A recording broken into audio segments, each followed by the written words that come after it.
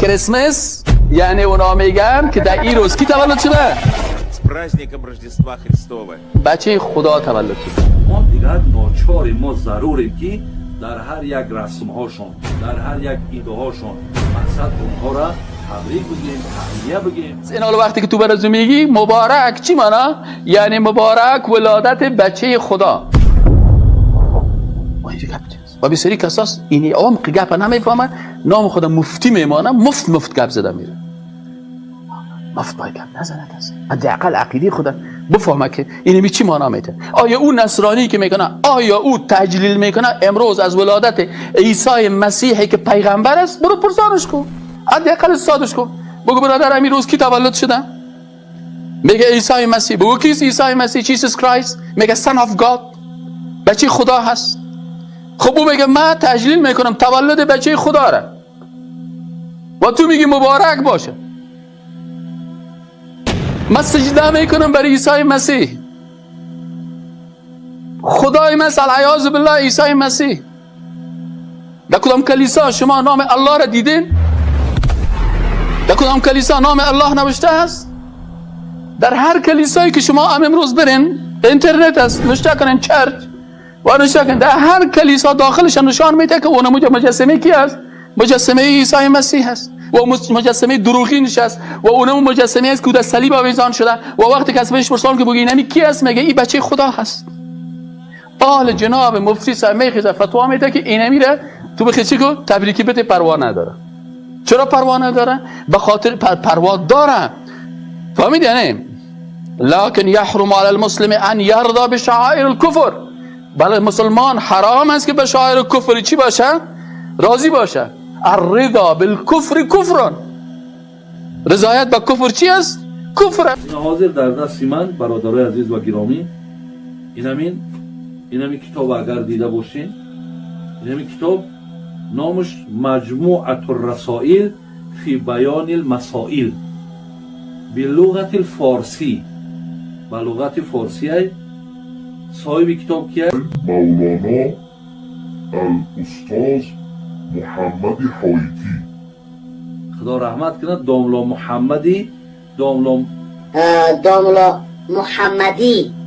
داملا محمدی حایتی کنسنگیر. بین در همینجا صحیفه 89 میگه که باب دارد بیان جوایز مخالطه و معاشره در امور دنیوی با کفار. ببین همون یعنی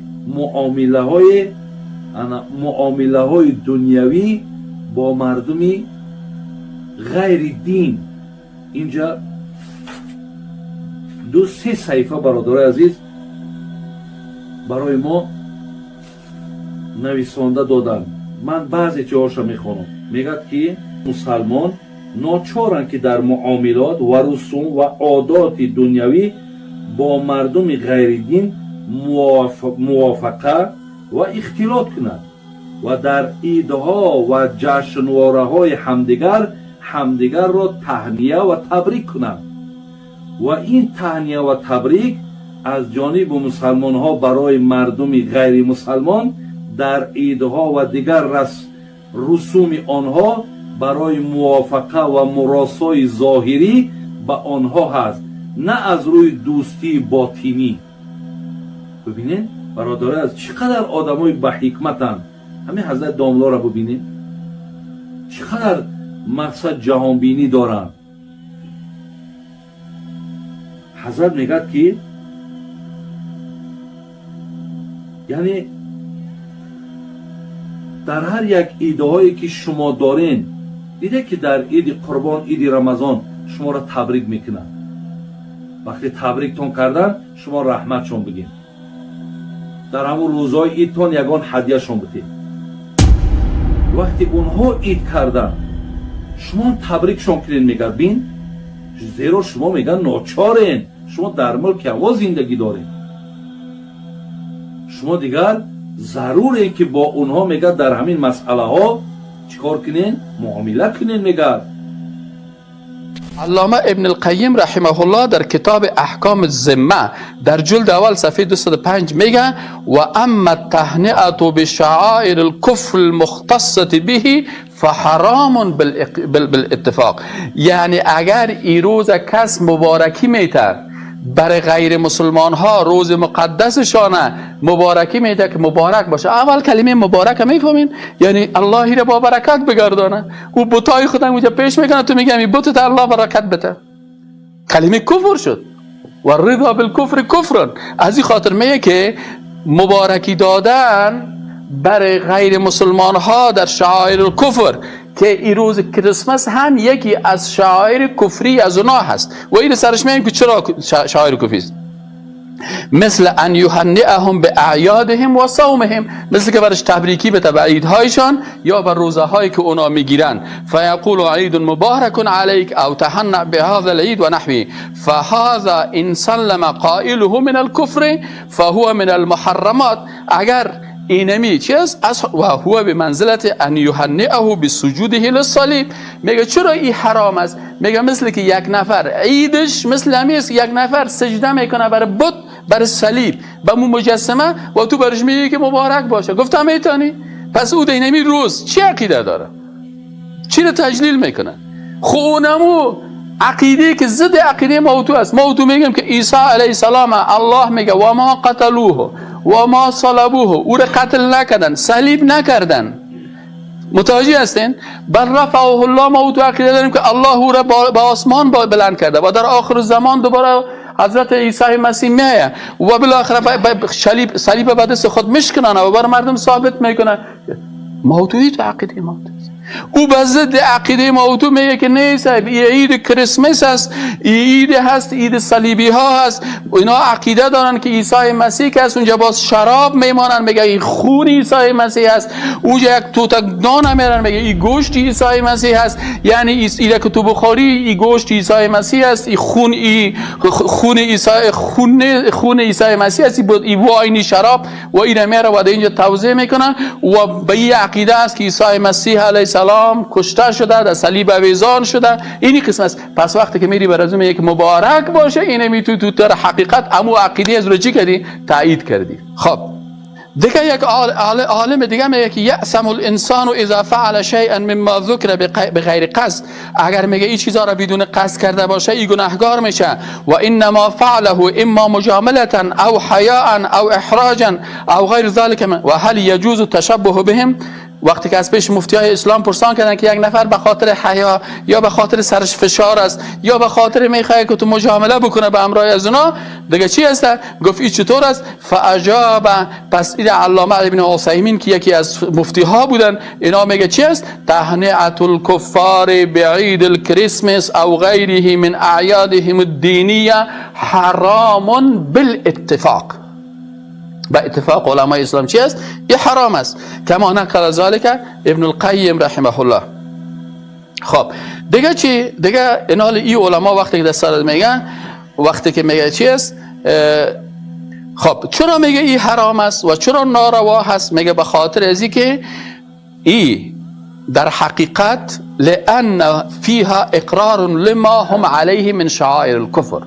به خاطر چی حرام است؟ به خاطر ازی که این اقرار است با اونا به چی؟ به شعائر کفریشان. و رضا به لهم، و رضایت خدا بر از اونا نشان میده. وقتی که برای یک هندو و بت خدا بت پرستی را مجلس داره، تو برش میگه مبارک باشه این روز بت پرستیت، مبارک باشه این قتل عیسی مسیحی که تو عقیده داری، مبارک باشه این فلانی تو، مبارک باشه این فلانی هستی.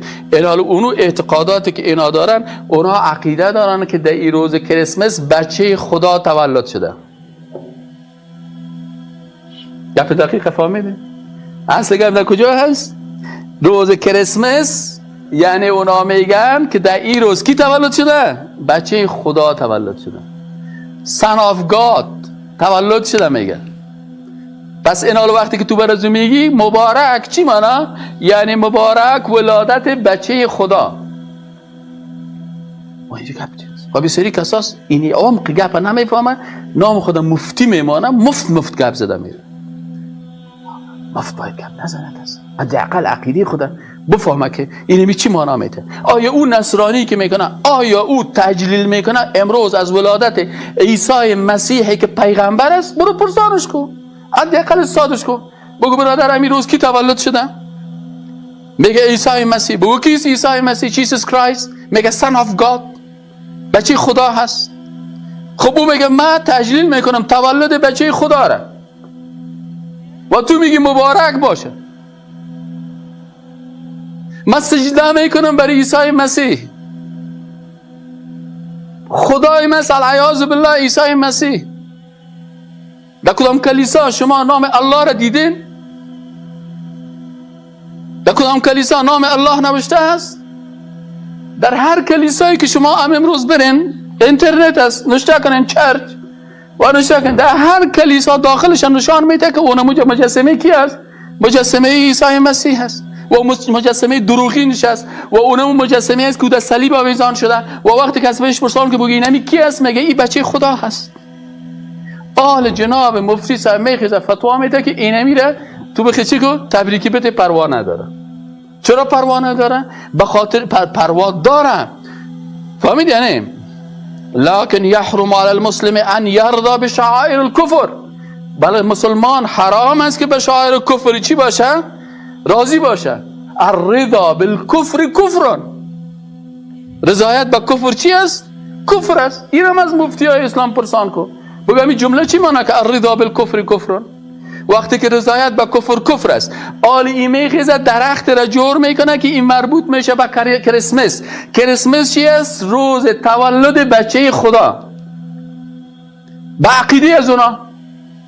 پس وقتی که تو روز تولد بچه خدا را برش تبریکی میتی یا بر از او درخت جور میکنی، آیا درست است؟ الله سبحانه و تعالی میگه که ان تکفروا، ای مردم اگر شما کافر شوین، فان الله غنی عنکم، الله غنی از شما، ولا یرضی لعباده الکفر، الله بر بنده های خود به کفرشان رضایت نداره. الله پیغمبر فرستاده، الله کتاب فرستاده، الله قرآن فرستاده، الله سنت فرستاده و در اینجا الله به این خاطر این دین فرستاده که برای بنده های خود رضایت کفر نداره و برشان گفتن که وقضى ربک، و فیصله کرد پروردگار تو الله تعبدوا الا الله، که عبادت نکنین بغیر از الله. آل الله فیصله کرده که بغیر از الله کسی دیگه را عبادت نکنین. اونا میخیزن یک شخص را، یک پیغمبر را عبادت میکنن، باز شما میخیزن بر از اونا چی میکنین؟ مخالف رضایت الله. و شما چی میکنین؟ بر از او تبریکی میتین